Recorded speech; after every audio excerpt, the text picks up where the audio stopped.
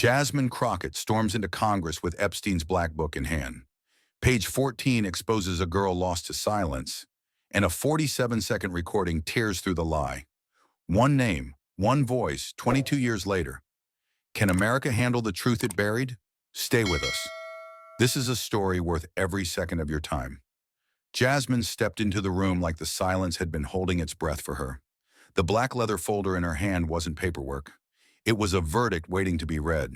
Beneath her arm, a federal subpoena glinted like a weapon. She didn't glance at the committee. She didn't look at Trump. Her steps were deliberate, heels clicking like countdowns to detonation. At the podium, she dropped the folder with a hard, echoing thud. The red envelope followed, silent but screaming. She wasn't here to speak softly. She was here to end the illusion. Trump was already there, arms folded, head low, staring at the table like it might offer a way out. When Jasmine stopped, he glanced up just once. A crooked smile pulled at his mouth. Habitual, practiced, hollow. "Oh, it's you again." His voice was calm, but it carried a crack beneath the surface. Something in his eyes flickered. Recognition, maybe, or fear dressed as boredom. The committee stirred, confusion flashing across their faces. Today's hearing was logged as a supplemental evidence review in the Epstein archive. An administrative formality, or so they thought. But Jasmine's presence, the folder, the red envelope, none of it matched that description. The chairwoman leaned forward cautiously. "Ms. Crockett, this was scheduled for document review. Please explain what this is." Jasmine stepped closer. Her voice didn't waver. "I'm not here to present," she said. "I didn't come to review documents. I came to confront." Then with one motion, she pulled a single page from the folder and held it up. "Today, I'm calling a witness, a living witness. Someone believed dead for nearly 20 years. The 14th girl in the Epstein archive, the one no one dared to look for. Until now." The silence hit like a gunshot. The room froze. One member dropped his pen. The chairwoman blinked but said nothing. Trump leaned in, voice low, cutting. "There is no one. You people make this shit up every few years when you're desperate for a headline." Jasmine didn't blink. She didn't answer. Because the truth was already walking toward them, and he knew it. The door opened slowly, but the weight behind it felt enormous, like something sacred or haunted had just crossed the threshold. Every chair creaked as bodies shifted, eyes turning, spines stiffening. A woman appeared in the doorway, and for a moment, time seemed to hold its breath. She wasn't what they expected.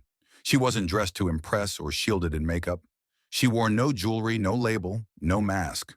Her hair was long and slightly tangled, her clothes plain, her skin pale. But her presence, unmistakable. It hit the room like smoke after fire, quiet, dense, and impossible to ignore. She walked in slowly, deliberately, like each step carried the weight of every secret ever buried in silence. She didn't look at the committee. She didn't glance at the man who once ruled a nation. She locked eyes with Jasmine, and only Jasmine. Two women, no words, just a nod. Quiet, steady, defiant. Jasmine nodded back with the calm of someone who knew exactly what it cost this woman to walk through that door. No security guard opened it for her. No lawyer coached her through. She came alone, and she came to finish something no one else had the courage to begin. Trump straightened slightly in his chair. His expression flickered, faint irritation mixed with something more cautious. He narrowed his eyes, studied her. Something tugged at his memory, but the name wouldn't come. The night wouldn't come. Only a familiar discomfort, like seeing a shadow move in a room you thought was locked. His voice didn't rise, but his posture betrayed the tension coiling beneath his smirk. Then Jasmine spoke, her voice cutting through the tension like a blade. "Her name is Rachel Ann Whitley," she said, "but in the Epstein files, she wasn't given a name. She was given a number. Witness 14. Chairs tensed, breaths caught. Even the air felt thinner. One committee member's lips parted, but no words came out. Another lowered his pen and slowly pushed his notepad away, like it didn't matter anymore. Rachel didn't flinch. She reached into her coat pocket, pulled out a piece of old paper, creased at the corners, worn from years of being unfolded and refolded. The ink had faded slightly, but the pain hadn't. She opened it with trembling fingers that had clearly rehearsed this moment in silence too many times to count. She began to read. Her voice was quiet, but not weak, low, measured, and devastating. My name was not listed, but I was there. August 15th, 2004. Island residence. Two girls, both under 18. One of them cried the whole time. The other was told to smile. She paused. Her grip on the page tightened. The whole room leaned in, instinctively drawn toward the horror she had kept locked inside for nearly 2 decades. We were brought in through the side entrance. The man we were told to serve. They only called him D. No one moved, not a sound, not a breath. Because in that moment, even those who wanted to look away couldn't. Every soul in that room, whether they admitted it or not, knew exactly who D was. And for the first time since Jasmine entered the room, Donald Trump said nothing. His smirk was gone.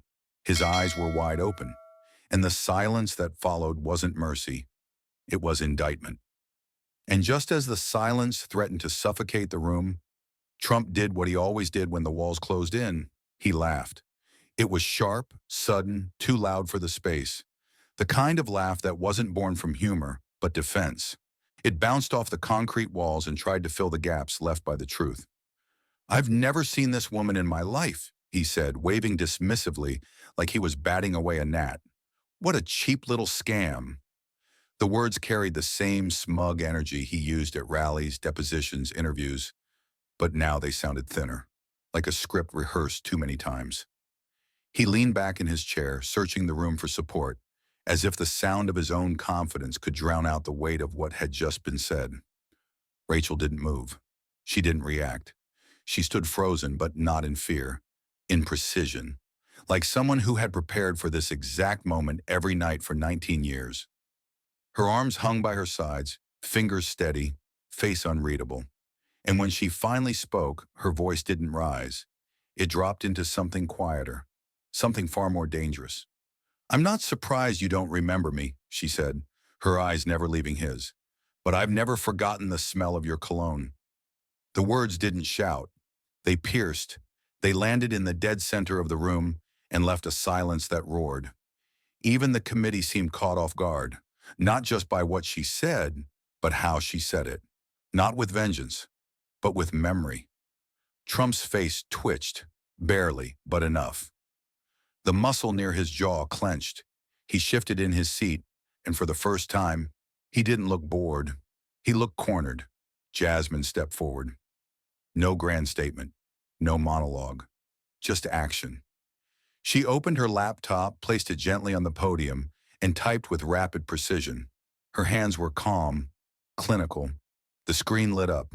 A grainy black and white video file. Timestamp, August 15th, 2004. Location, Little St. James. The footage was raw and shaky, like it had been taken through a hidden camera or a forgotten security lens. Dim lights, music low, laughter muffled. In the frame, men in suits with drinks, and girls too young with dresses too short. The room in the video matched photos from Epstein's island residence. The scene shifted, panning past a bar, then settled on a group of 3 people near the edge of the frame. Donald Trump, Jeffrey Epstein, and a girl, slim, long-haired, eyes wide, standing just behind them. Trump turned in the video, leaned toward her, and placed his hand on her shoulder. The entire room tensed. A quiet gasp came from one corner of the table. Someone muttered something inaudible.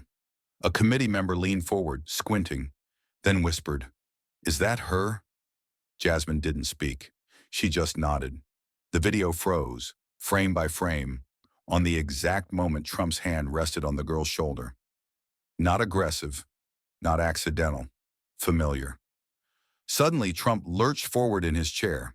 His voice cracked open. "That's not me," he barked. "That video's fake, edited, completely doctored." His face had turned red, eyes wide, neck stiff. He pointed at the screen like it had personally betrayed him. "That's not me." But this time, no one in the room echoed him. No nods, no agreement. Just 5 committee members staring at a frozen frame of something they could no longer unsee.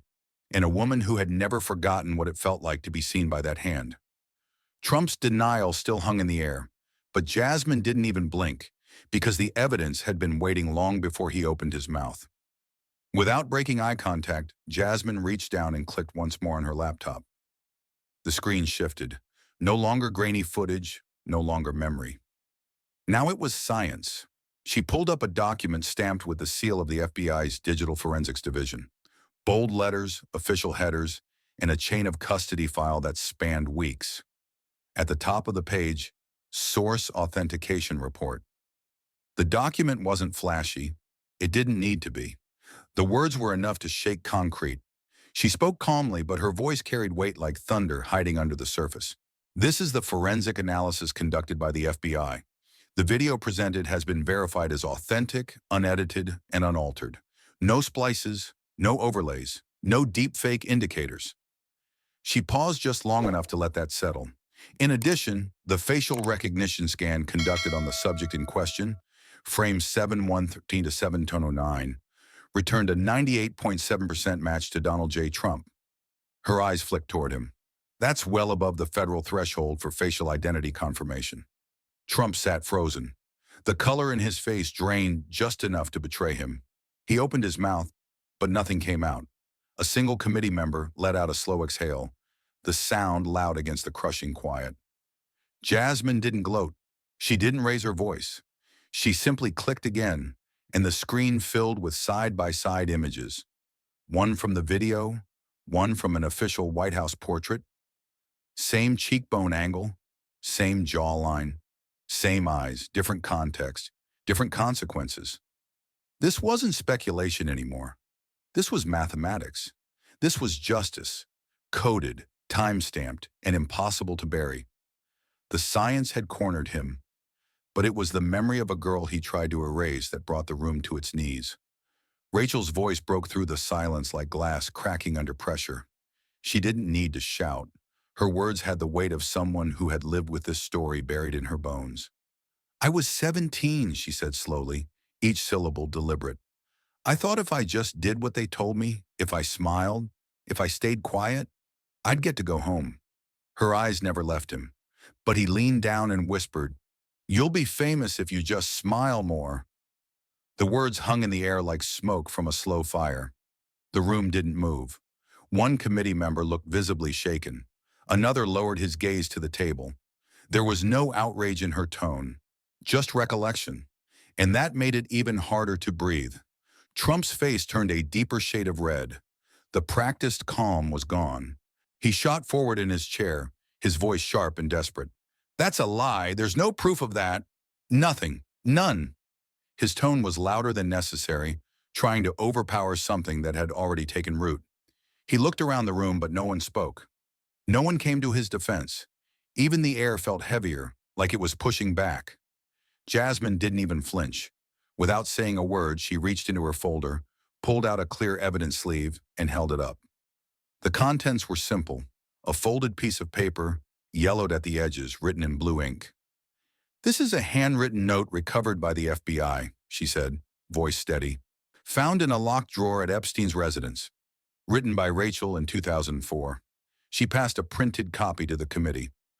On the screen behind her, the text appeared, zoomed and highlighted. One line stood out. "He wore that cologne, the one from the Trump Empire commercials." Trump scoffed. It was forced, a weak imitation of confidence. "Coincidence," he said, almost scoffing. "That cologne was everywhere back then." Jasmine didn't hesitate. Not everyone writes the name of your cologne in a personal journal unless it meant something. Her tone didn't rise, but it tightened, sharpened. And people don't forget a scent that lingered after they were told to smile for survival. It wasn't just a rebuttal. It was a scalpel, a precise incision into the only place he couldn't build a wall, someone else's lived memory. And for the first time, Trump didn't have anything to say. Not because he wasn't trying, but because Rachel had already said everything. The scent of cologne might have faded, but the shadow of unchecked power still lingered in the room. And Rachel wasn't done yet. Rachel didn't flinch. She didn't blink. She stood tall, her posture still, her voice low but unwavering. Her eyes locked onto Trump's like she was staring through a wall he thought would never crack. "I don't need you to remember my name," she said quietly, but the stillness of her words carried more weight than any scream. "But you taught me something. The most powerful men are always the quickest to forget." The room went cold. Her voice didn't shake, not because she wasn't hurt, but because she'd spent 19 years preparing to speak without letting him see her bleed. What she said wasn't revenge. It was truth, measured, unshakable, final. Trump leaned back, his shoulders relaxed in a way that felt performative, not comfortable. A thin, dismissive smile curled at the edge of his mouth like a mask he no longer knew how to take off. "You're good at fiction," he said, the words dripping with contempt. "But I don't know who you are. Women like you, I've never needed to remember." The sentence dropped like a blade, cold, calculated, cruel. But no one in the room responded the way he wanted. No laughter, no chuckles, just silence. And in that silence, the truth settled deeper than his denial. One of the committee members furrowed his brow, jaw tightening slightly. He didn't speak. None of them did.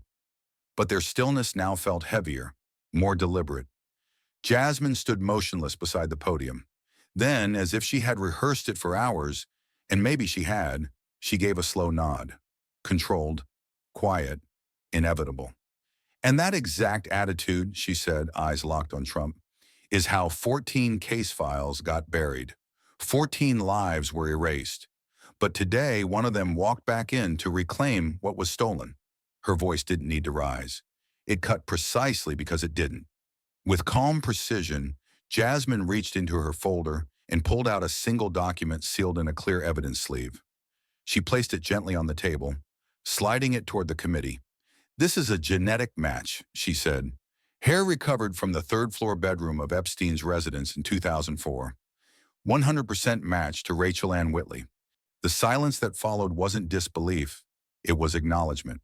The committee leaned forward slightly, the tension thickening by the second. One member finally spoke, his voice barely above a whisper, but loaded with implication. "Was this sample ever tested before?" Jasmine's reply came without hesitation. It was, but 3 days after the registration, the FBI received an internal directive to halt processing. Insufficient cause for comparison. That memo came attached to a list of legal contacts. One of them, Michael Cohen, Mr. Trump's personal attorney at the time. Her delivery was steady, almost clinical, but underneath the surface, the fury was palpable. She didn't need to scream. She had receipts, and now they were sitting on the table for the world to see. Trump shifted in his seat. His fingers tapped once against the table, then curled into a fist. His voice came out louder, harder, more desperate than dismissive this time. "You're building a fantasy," he said sharply. "A whole story over a few strands of hair and a blurry video." His tone was designed to mock, but there was no laughter behind it. His eyes darted toward the committee, looking for someone to agree, to nod, to deflect. But no one moved. Jasmine didn't argue. She didn't even look at him. Instead, she calmly pulled out one more page, an email, printed, highlighted, and already pre-marked with an evidence tag. She placed it next to the DNA report without saying a word. Then she lifted her gaze, this time toward the committee. "Security memo," she said. "Internal message from Epstein staff to the House Operations Chief." She paused. "Transfer access to the third-floor suite for D on Wednesday night. Room prepped. Witness 14 has arrived." The words weren't shouted, but they didn't need to be. Because when something has been buried that long, it doesn't need volume to shake the ground. It just needs to surface. And in that moment, it finally had. Jasmine didn't move from where she stood. Her finger pointed directly at one line in the email on the table. The 3 letters printed in bold black ink. D. Her voice didn't rise, but it pressed like a knife against the silence. "Why did everyone there refer to you as D, Mr. Trump?" The words landed clean, precise, and undeniable. She didn't accuse. She didn't need to. The implication bled through every syllable like ink through wet paper. For the first time since the session began, Trump didn't reply. No smirk, no scoff, no insult. Just stillness. Heavy, unnatural. His mouth twitched slightly, but nothing came out. The man who had spoken with mockery and force now sat like a man who realized the next sound might bury him. Rachel stood just a few feet away, her hands still clasped in front of her like she needed them to hold her together. She turned her head, not dramatically, not for attention, but with the quiet force of someone who had nothing left to lose. Her eyes rested on him, full of years no one had seen and nights no one could unlive. When she spoke, it wasn't rage that powered her words. It was memory. "You don't have to speak anymore," she said, voice soft but sharp enough to cut glass. "Your voice, I still hear it in my sleep, for 19 years." No one exhaled. No one shifted. The courtroom had become a tomb, and the truth was the ghost haunting it. And this time, even Trump couldn't outrun it. The moment felt engineered by fate. No chaos, no screaming, just a quiet readiness for impact. Jasmine's hand hovered over the keyboard for a single breath, and then dropped. A soft click. A speaker crackled. And then came the first sound. An unmistakable laugh. Male. Confident. Almost amused. It didn't fill the room. It violated it. That laugh wasn't joyful. It was practiced. It was entitled. It was the kind of laugh that comes from someone who never thought they'd have to pay for anything. Seconds later came a different sound. So faint it almost didn't register. The trembling sob of a girl, brittle like glass underfoot. It didn't ask for help. It sounded like it had already given up on getting any. The contrast hit like whiplash, power and helplessness crashing in the same frequency. Then the man spoke. "Don't worry. No one remembers your name anyway." The room stopped. It wasn't just the words. It was the tone. Casual, dismissive, like breaking someone down was routine. Like this wasn't the first time. And then, the girl, her voice shaking but intact. "I just want to go home." You could feel Rachel's spine stiffen on the other side of the room, as if hearing her younger self sent shock waves through her body. Jasmine didn't flinch. This was the moment she'd been building toward. The man's voice came again, final and heavy like a gavel falling. "Home is here now." It was that line, the cruelty of it, the cold declaration of control, that sucked the air out of the room. Chairs didn't creak, papers didn't rustle. Even the air conditioner seemed to hold its breath. No one dared to move, because to move would mean accepting what they just heard. And what they heard, they could never unhear. When the audio stopped, the silence felt louder than the recording. Jasmine didn't fill it with commentary. She didn't look around for validation. She let the silence weigh on them, on him. Then, as if reading a headline, she picked up a single sheet of paper and slid it across the table to the committee. Her voice cut through the stillness like the edge of a scalpel. FBI voice match analysis. 94% match to Donald John Trump. Trump didn't explode. He didn't storm out.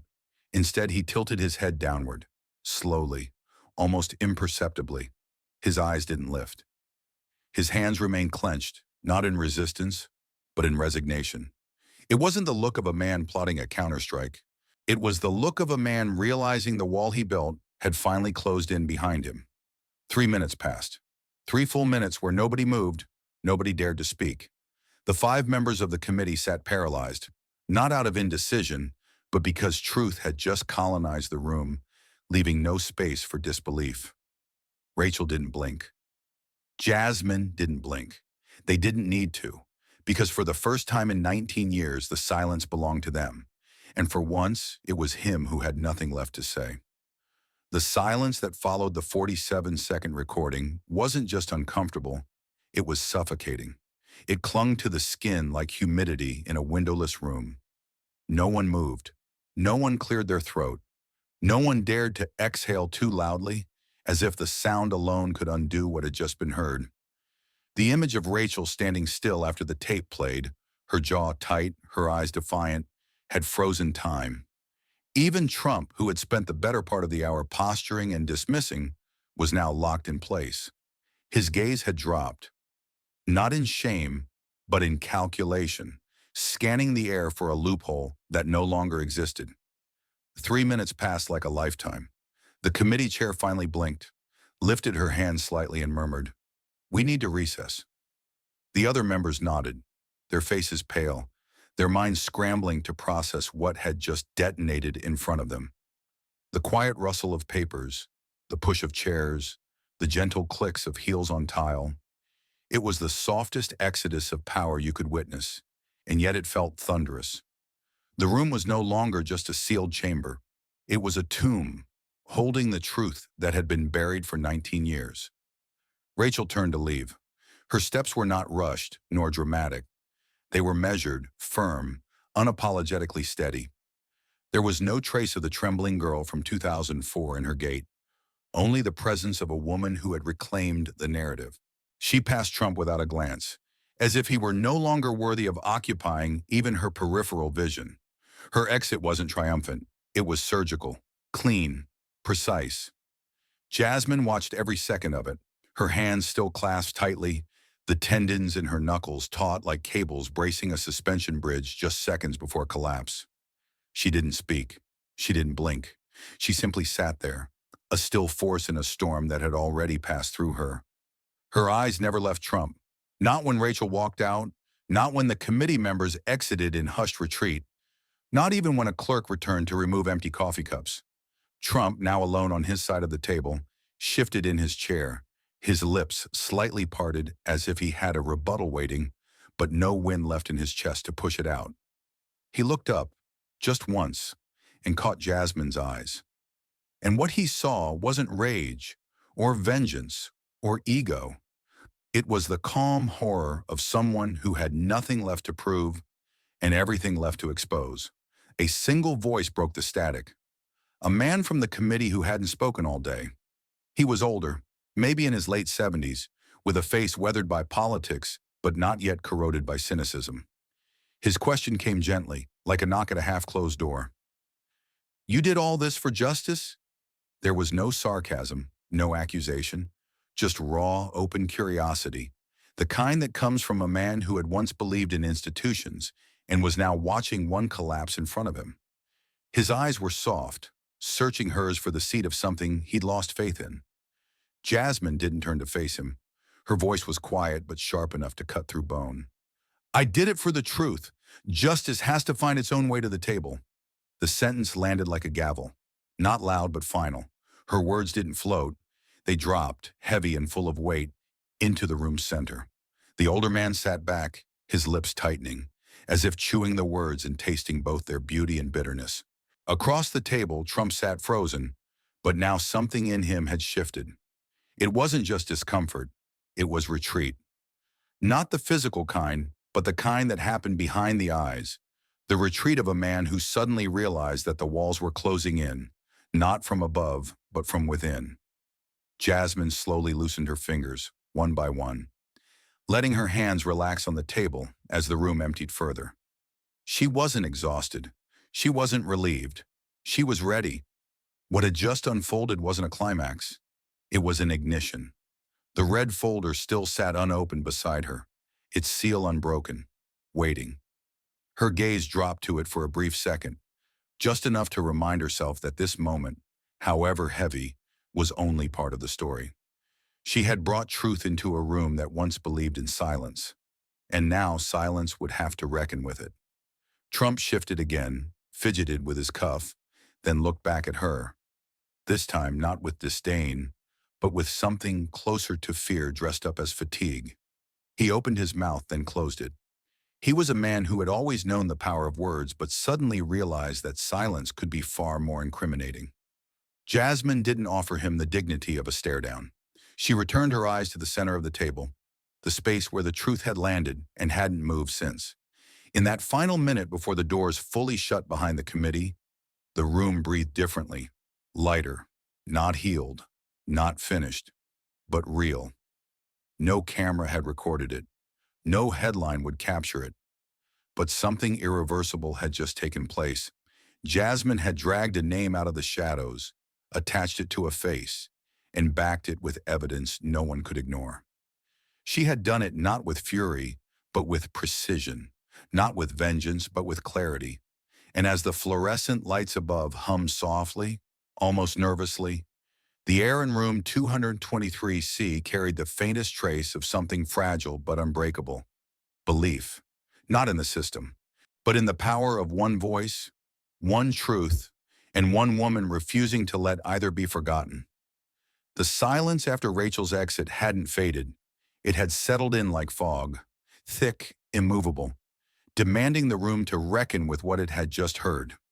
Jasmine didn't let that silence end. She turned it into something sharp. Jasmine reached into her folder with the same precision she had shown since the moment she entered. But this time, there were no files, no charts, no audio clips.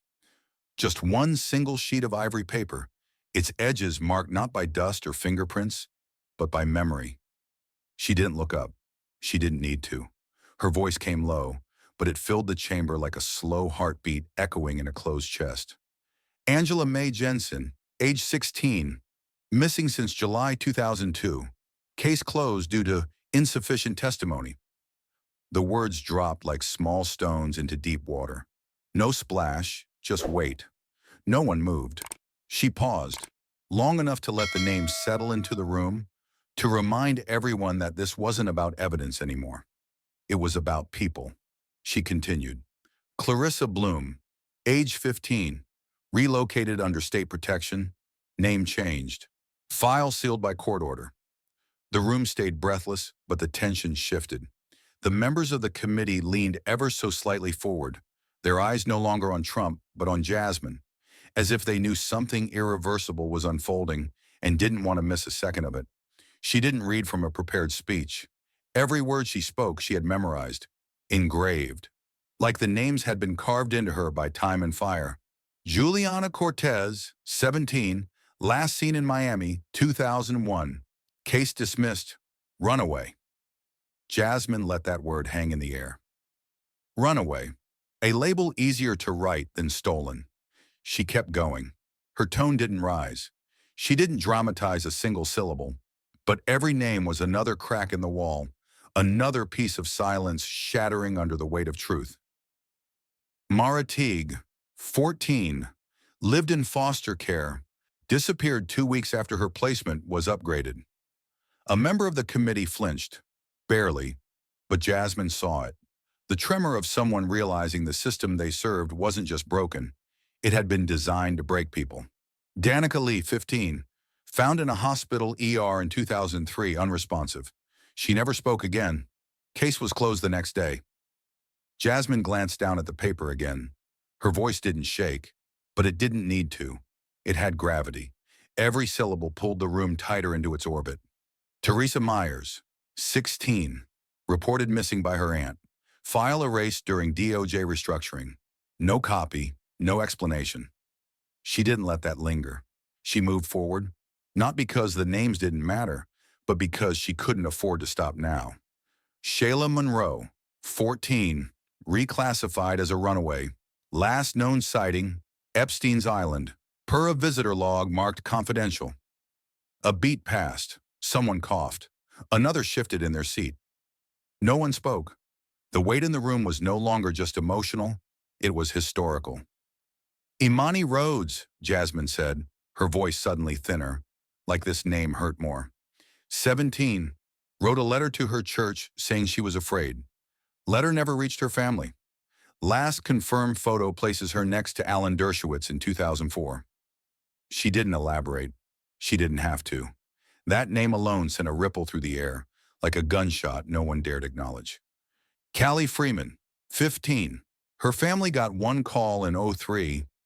They said her voice sounded drugged. Case never opened. Jasmine closed her eyes for a moment. A flicker of pain passed through her expression like a flash of lightning, brief but undeniable.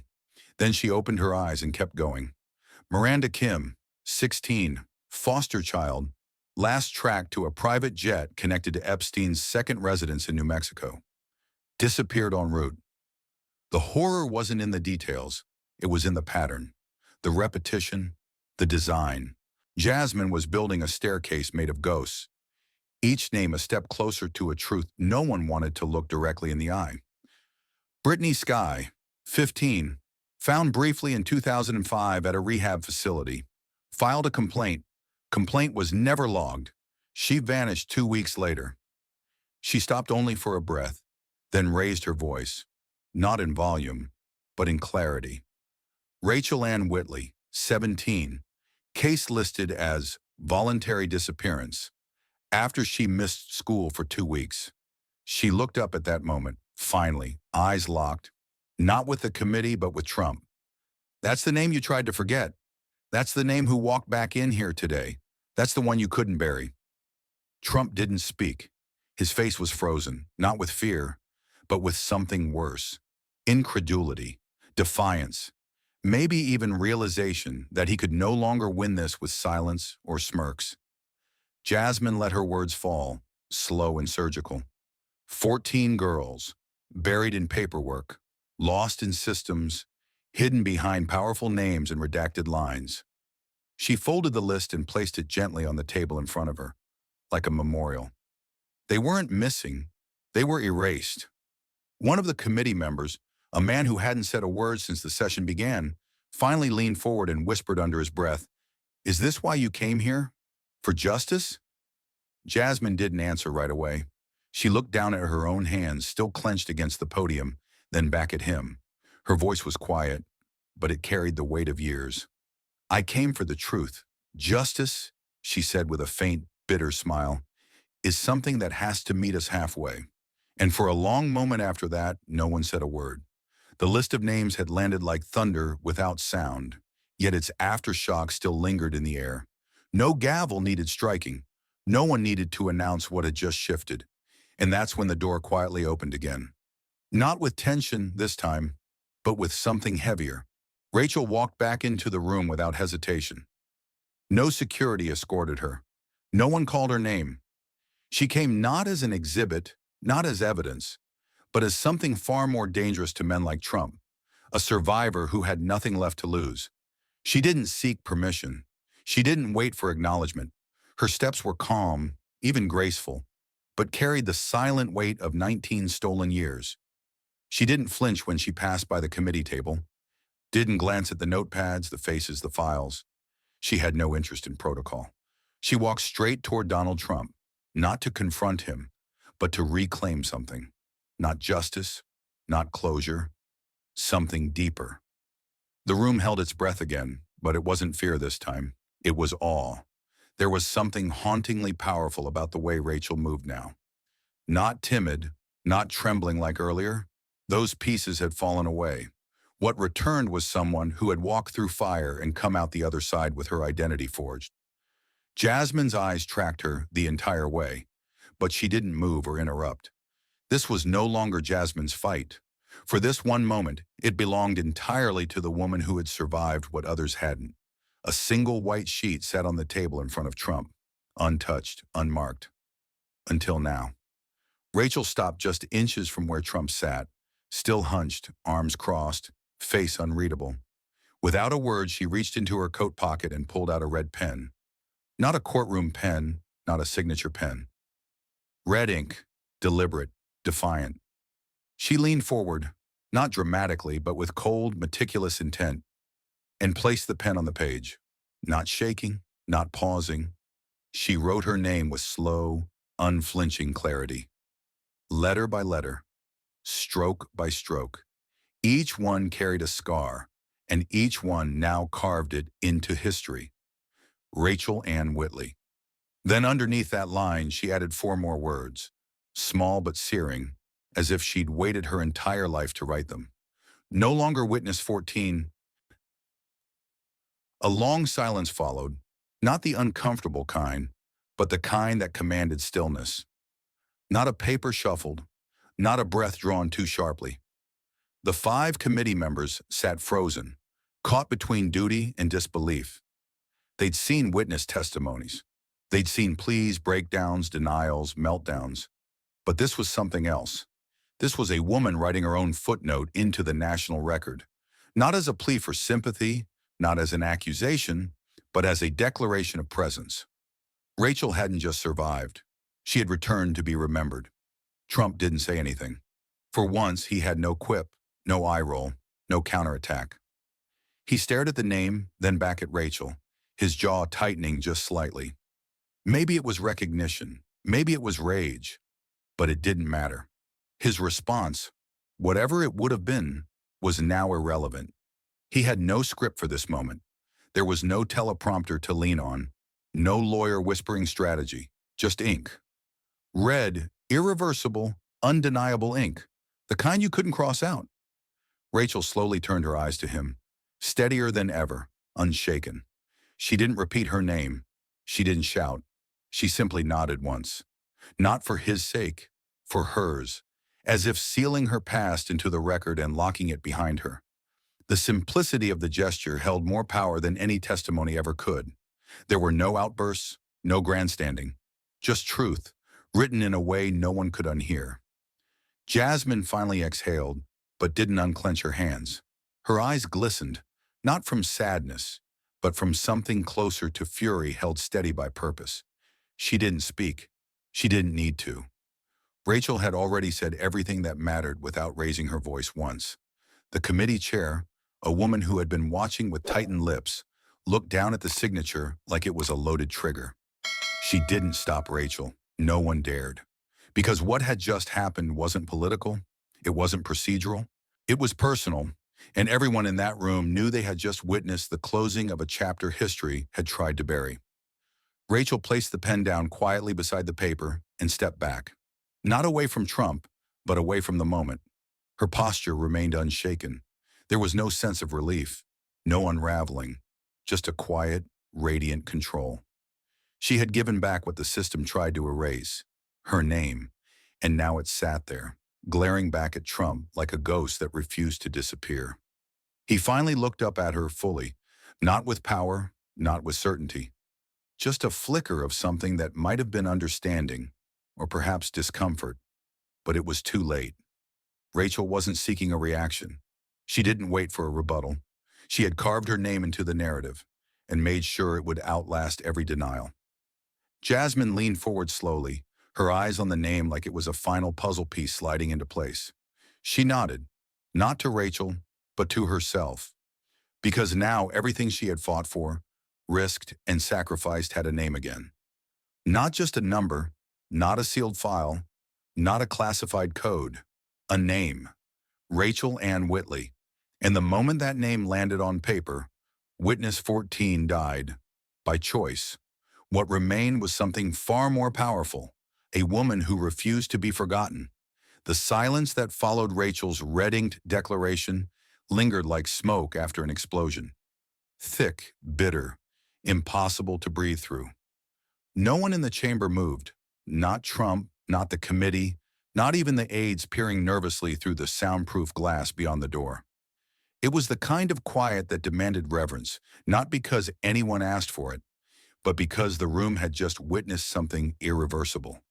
A truth, long buried, had clawed its way to the surface. And it had a name now. Not a code name. Not a number. A name. Jasmine didn't rush to fill the stillness. She let it live for one more moment. One more heartbeat of power returning to the powerless. Then slowly she gathered her papers. Not frantically, not ceremoniously, just with precision, like someone collecting tools after a surgery that didn't aim to heal, only to expose. Each motion was deliberate. She placed the red folder back into her briefcase, clipped shut the laptop, and tucked the sealed copy of the subpoena into the back sleeve. Trump was still staring ahead, unblinking. His posture hadn't changed, but something in the way his shoulders slouched now said more than any outburst could have. He had no script left to read from. The smirk was gone. So was the defense. Jasmine didn't look at the committee. She didn't need their approval. Her eyes remained locked on Trump as she stood upright, calm, collected, but carved from something sharper than steel. And just before turning to leave, she paused, tilted her chin slightly, and said with the same even-cutting tone she'd carried all day, "You couldn't even remember her name, but America will remember the look in her eyes when you turned away." The words didn't echo. They didn't need to. They landed like a final verdict, one the law had delayed for too long, and one the people wouldn't. One of the members of the committee sucked in a breath, but said nothing. Another shifted uncomfortably in their seat. The chairwoman's lips were tight, her hand frozen over her gavel. No one dismissed the room. Jasmine dismissed herself. She walked out without fanfare, without applause, without a single backward glance. And yet somehow every camera that had been banned, every phone that hadn't been allowed, felt present. Because the moment wasn't being recorded on tape, it was being burned into memory. Down the hallway, one of the custodians, an older black woman with calloused hands and soft eyes, watched her pass. Jasmine didn't stop, but the woman whispered, just loud enough for her to hear, "God bless you, baby." Jasmine nodded once. That was enough. That was more than enough. By the time the door of room 223C shut behind her, the ripple had already begun. The security staff exchanged glances. One congressional intern sprinted to the stairwell, eyes wide, phone in hand, whispering, "She said it. She actually said it." And in less than 30 minutes, before the committee had even formally recessed, someone in the hallway had typed Jasmine's final words into a tweet. Just the quote. Just the name. Just the image of Rachel standing tall, red ink gleaming beneath her hand. You couldn't even remember her name, but America will remember the look in her eyes when you turned away. It spread like wildfire, first among staffers, then activists, then journalists who hadn't even been invited to the session. Someone paired it with a freeze frame of Trump's face, caught mid-blink, just seconds after Jasmine spoke. Someone else added a clip of Rachel pushing the page across the table, her hands steady as a sniper's aim. By nightfall, the phrase was on every major platform, every news banner, every late-night headline. By the next morning, it was on shirts. By the weekend, it was on protest signs in 27 cities. "She has a name," the signs read. "Witness 14, no more," the murals cried. "Look at her when you lie," said the spray paint on the back wall of a courthouse in Atlanta. But the real explosion came when survivors, women, men, even children who'd grown into adulthood hiding names they weren't allowed to speak, began posting videos, one after another, each one sitting in front of a camera. Some held old journals, some held nothing but tears, and each ended the same way. "My name is..." They weren't accusing, they were remembering, they were reclaiming, they were following Rachel's lead and Jasmine's fire. A week later, Rachel Ann Whitley appeared on camera for the first time outside of Congress. She didn't sit for a network interview. She didn't take a book deal. She just posted a single 5-minute video, sitting on a plain wooden chair, hands in her lap, voice quiet. "I was told for years that if I stayed silent, I'd be safe. That silence would mean survival. But silence didn't protect me. It protected him.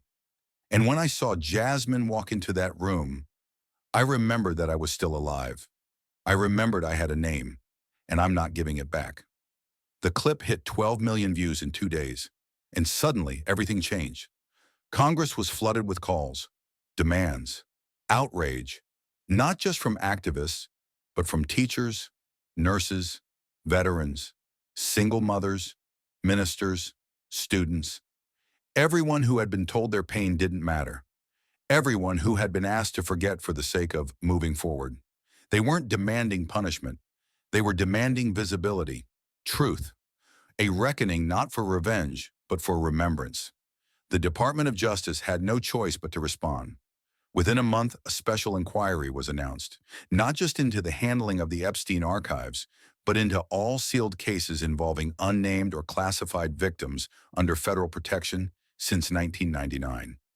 Subpoenas began flying. Names that had once been redacted began appearing in court filings. Former staffers, aides, and private security teams who thought they'd been forgotten were now being questioned under oath. And through it all, Jasmine never made herself the story.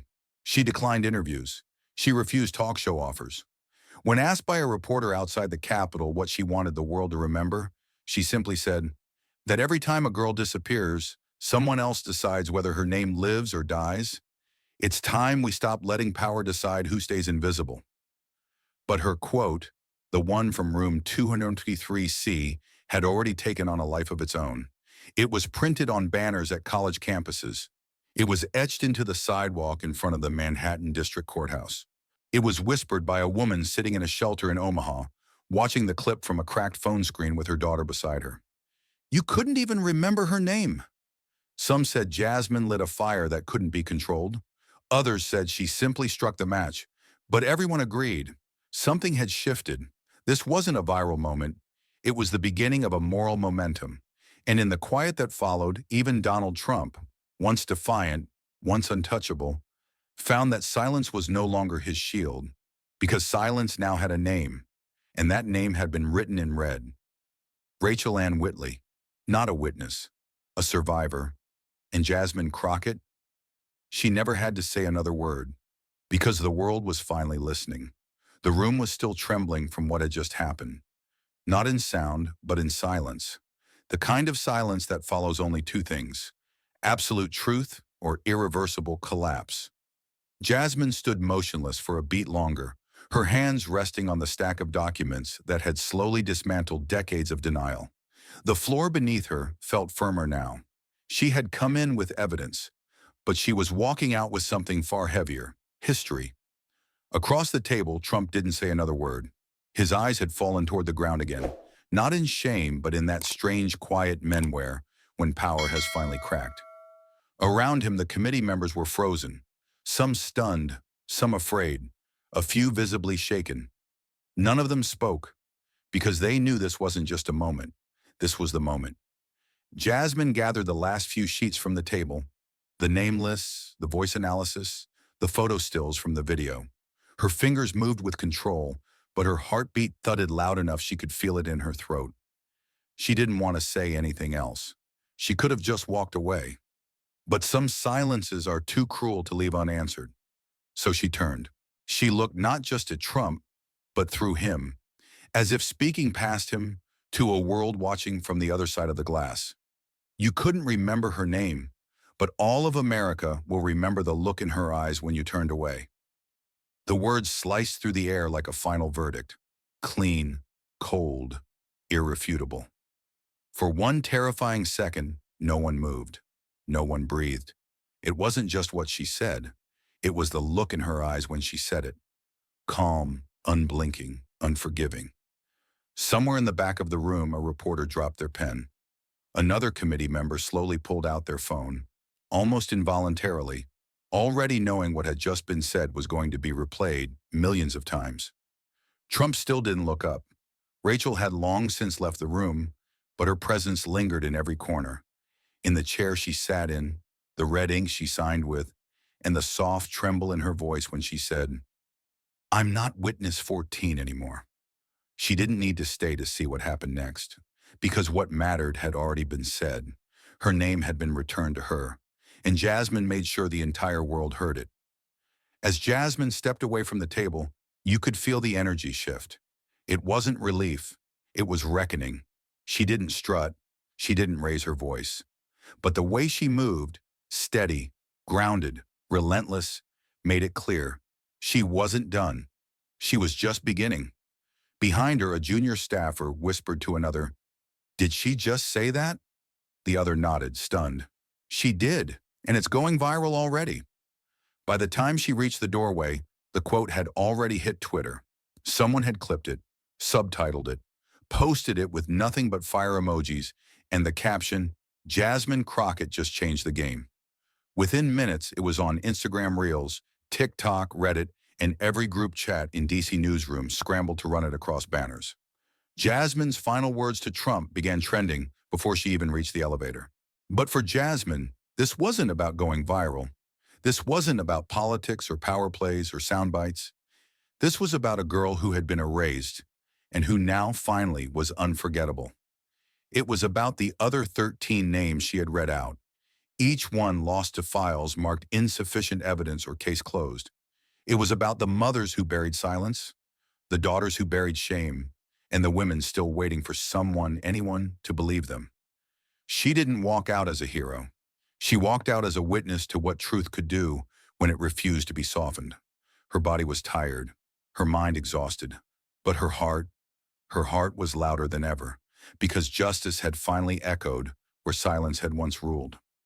Somewhere between the hallway and the street, someone stopped her, a young intern with tears in her eyes. She couldn't speak, She just placed her hand over her chest and nodded. Jasmine smiled. Not a politician's smile, but the kind you give someone who sees you without a title, without a microphone, without armor. On the news, analysts dissected the sentence. Op-eds called it the new Me Too rally cry. Activists printed it on shirts. Protesters painted it across courtroom steps. America will remember her eyes. It wasn't a catchphrase. It was a promise. One the country had failed to keep before. But this time the world was watching. By nightfall, Rachel's story had reached millions. But what mattered more was this. It wasn't just her story anymore. Survivors everywhere began sharing their own. Anonymous no longer. Forgotten no more. The line Jasmine delivered didn't just end a hearing. It started a movement. And all of it, the outrage, the tears, the late-night phone calls between old friends finally ready to talk, began with one sentence.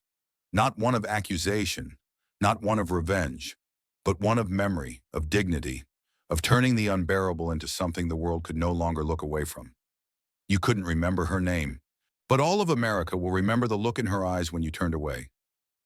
Let the world remember it not as the moment Donald Trump was silenced, but as the moment silence itself lost its grip. The room emptied, but the silence didn't. Jasmine's words still echoed across the nation, like a frequency only justice could hear.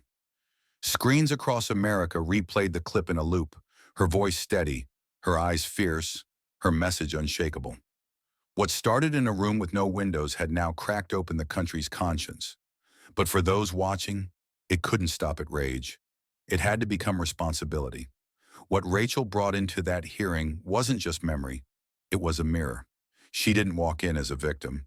She returned as a verdict, living proof that survival is an act of resistance when systems are designed to erase you. The world needed to stop asking, why didn't they speak up? And start asking, why didn't we listen when it was whispered? What Jasmine, Rachel, and the silent names on that list uncovered wasn't just a man's past, it was a society's blind spot. And now the eyes of millions were wide open. What would they do with that vision? This story wasn't about Trump alone. It was about every institution that silenced, shelved, or sanitized the truth to preserve power. About every time a folder was labeled insufficient evidence, when what they meant was inconvenient truth. It was about prosecutors who closed cases without asking the right questions, about journalists who buried leads, about Americans who turned the channel because justice took too long. Jasmine's voice didn't just expose a man, it indicted a culture. If one woman with a red envelope can shatter decades of silence, then what can millions do with phones, votes, and voices? The justice system doesn't move on its own. It moves when we move it. If we want survivors to come forward, we must build a world where they're believed, not broken. If we want truth to win, we have to stop being afraid of where it leads. And if we want to see real accountability, we must stop mistaking discomfort for injustice. Jasmine didn't wait for permission to act. She created the moment. And now the moment is ours. You don't need to be a lawyer, a congresswoman, or a survivor to do something. You just need to be someone who refuses to forget. Ask your lawmakers where the rest of those 14 files are. Demand independent reviews of sealed evidence. Support organizations that protect witnesses and expose institutional cover-ups. And most importantly, amplify stories like Rachel's, not just when they go viral, but especially when they don't. Because the next Rachel might not have Jasmine. She might only have you. If you're in a position of power, law enforcement, media, public office, know this: silence is complicity now. The bar has been reset. Saying we didn't know is no longer acceptable when the truth is archived, encrypted, and waiting for someone to care enough to unseal it. The choice is not between safety and transparency. It's between legacy and decay. Choose wisely. Because in this era, history doesn't just remember who spoke.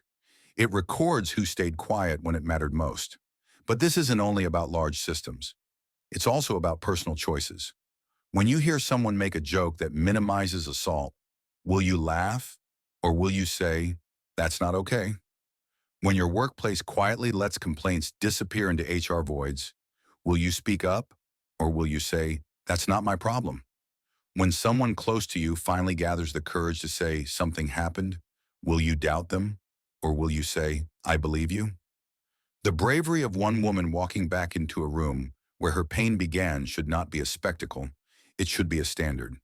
We should live in a country where survivors don't need perfect evidence, video footage, or a famous ally to be taken seriously. Where their stories are met with empathy, not interrogation.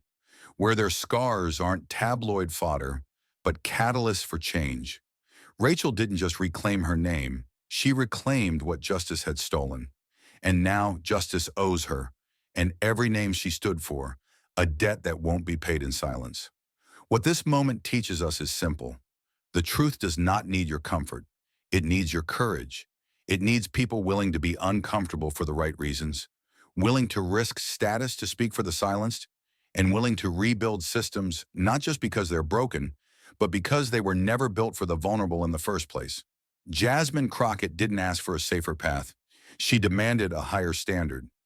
If she can do that in a room full of power, what's stopping you from doing it in your own? We are not powerless. We are not voiceless. We are not waiting anymore. Every school board, police station, courtroom, and news outlet needs to feel the ripple of this moment. The hearings don't end when the cameras stop. They begin when the public says, not this time, not again. Share Rachel's story, but more importantly, act on it. Let it inform how you vote, how you advocate, how you hold your community accountable. To the young girl watching from a foster home, thinking no one will ever believe her, this moment was for you. To the woman carrying memories too heavy to say out loud, this moment was for you. To the man ashamed to admit he was hurt, this moment was for you. To the whistleblower who fears retaliation, the journalist whose editor said, kill the story, the juror who knew something was wrong but stayed silent. This moment is your call to rise. Jasmine didn't just speak for Rachel. She spoke for anyone who's ever been told you're alone and proved them wrong. So now the next chapter isn't written in court. It's written in classrooms, boardrooms, town halls, living rooms. It's in the policies we demand, the leaders we choose, and the silence we no longer accept. Justice for the 14 shouldn't be a hashtag. It should be a movement, a policy, a promise, not just to prosecute the powerful, but to protect the powerless. If you've ever wondered when it's the right time to act, it's now. If you've ever waited for permission to raise your voice, this is it. If you've ever thought your courage was too small to matter, remember Rachel. Remember her name, not as a witness, as a survivor, as a revolution wrapped in a scar, and then be the reason someone else finds their voice before it's too late. Because in the end, justice isn't a verdict, it's a choice. 1,000 small ones made every day by people who decide not to look away. This isn't just Jasmine's fight or Rachel's pain. It's ours now, and history is watching. And somewhere, far from the headlines, a door quietly opens. A young woman walks into a campus legal clinic with trembling hands, clutching papers she once burned. A teacher pauses mid-lesson to tell her students that silence is never neutral. A father watching the news finally believes his daughter. These moments won't make the front page, but they are the revolution's heartbeat. Every whisper that becomes a statement, every doubt that turns into evidence, every apology that becomes accountability. These are the bricks that rebuild what power once destroyed. Because the story didn't end in that hearing room, it only changed its address to the streets, the classrooms, and the hearts of those who refuse to forget. Justice moves slowly, but it moves with us, step by step, name by name, until truth no longer needs witnesses. It has citizens. Thank you for watching until this moment and for standing with us on this journey for justice. Your support means everything. Like subscribe and turn on notifications so you never miss what's next. And we'd love to hear your thoughts. Leave a comment below and let us know what moved you most in this story. Together, our voices make a difference.